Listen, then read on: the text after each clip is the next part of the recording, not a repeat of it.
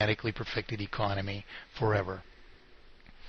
So I titled this post, which I've kept on my quotes pages ever since. I tried to write this fellow, and we never connected. But I preserved it for prosperity because it's some fine thinking. Anyway, I gave it the title "Reliance on Leadership." And again, the author he went by the handle Native Son. The need for a leader, a president, king, emperor, or prophet, messenger, or representative of a god is very strong in human history, and a failed doctrine, as history will attest. In 1840, the newly formed Republic of Texas called all the Plains Tribes chiefs in Texas, mostly Comanche, together for a peace conference. When they were gathered in the council house, the Texans changed the rules of negotiations, and when the Comanches protested and desired to withdraw, the Texans opened up on them with newly acquired Colt revolvers,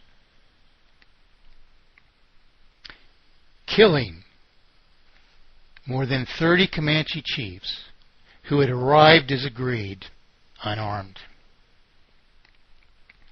This began what history would later record as the most bloody period in the history of both the Texans and the Comanches. It also altered the Comanche leadership approach. From that day forward, no man was called a chief by the Comanche. From that day forward, all Comanches were chiefs. They learned from the Council House Massacre. They were successful, and in 1868, after 48 additional years of bloody war, the U.S. capitulated at the Treaty of Medicine Lodge Creek. They surrendered to the Comanche in every way. The Comanche were later defeated by the fact that they had allowed themselves to be confined to relatively small tracts of land, which later became even smaller, and then disappeared altogether. They were disarmed. They were dismounted. They made the same mistake twice, which is a deadly formula when dealing with Americans or Christians or so-called civilized people. But they succeeded where no other tribes had, by realizing that there is no real need for leaders. Only those who carry out the decisions of the majority.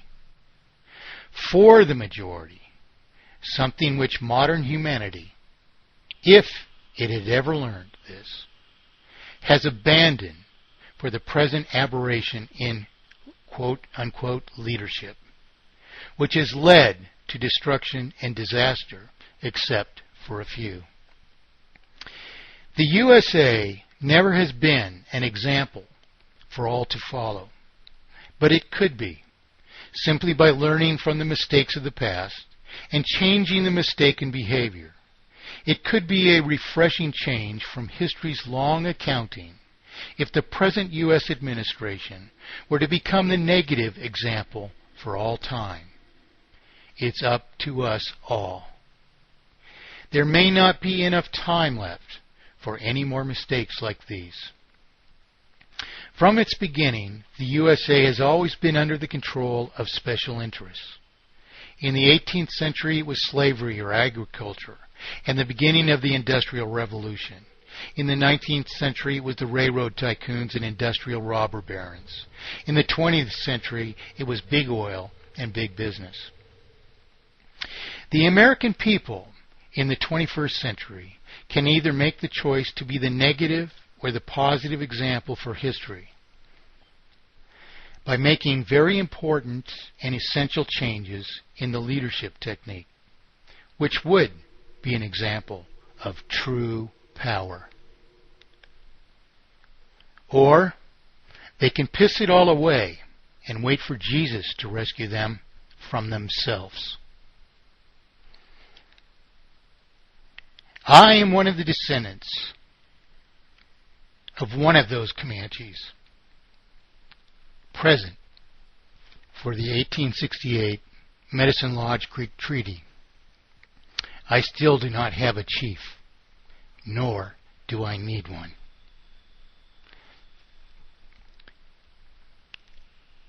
Well, personally, I've never read more eloquent words. We don't need a violent revolution to rectify our issues.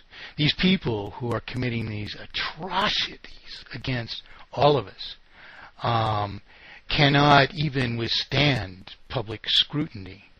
We merely need to discuss these things and go forth armed with a law of the people, as our forefathers did. They had no governor. They had no leadership. They became leaders, which is what we need to do. But that isn't to run off and create a petition in competition with the one petition that will save us, the one mandate. And this will be, the subject of next week's program. As I was preparing for this show, Jack Schott sent me some, well-wishing words. And, Jack is a citizen of the Netherlands living in Spain, and he's the founder of the European Central Bank presence. And I'd just like to read what Jack had to say before I end the show here. He said, speak positive and strong.